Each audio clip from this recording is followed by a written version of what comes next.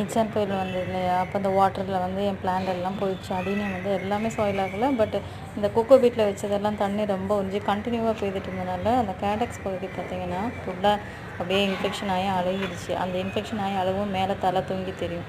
இது பார்த்திங்களா ரொம்ப குழக்கூடன்னு வச்சு கேடக்ஸ். இந்த மாதிரி பிளான்ட்டை நம்ம காப்பாற்றவே முடியாது. அதுவே மேலே ஸ்டெம்மு போயிருந்துச்சுன்னு சொல்லி ஸ்டெம் பக்கம் அழுகி வருதுன்னா கீழே க்யூர் பண்ணிக்கலாம். இந்த அடிநியத்தில் இது ஒரு ப்ராப்ளம். ஓவர் வாட்டரிங்கு, இன்ஃபெக்ஷன் இது எல்லாமே வந்து நம்ம அடிநியம் ஒத்துக்கவே மாட்டாங்க. சீக்கிரம் சாயில் ஆகிடும். இது பார்த்திங்கன்னா இது லேசாக ஸ்டார்டிங் ஆச்சு. ஆகும்போதே பார்த்திங்கன்னா நான் எடுத்து டக்குன்னு வாஷ் பண்ணிவிட்டு சாஃப்ட் போட்டு தலையில் தொங்க விட்டுட்டேன்.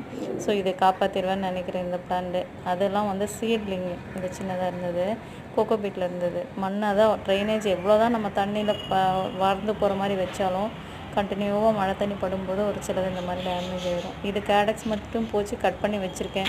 வருதான்னு பார்க்கலாங்கிறது.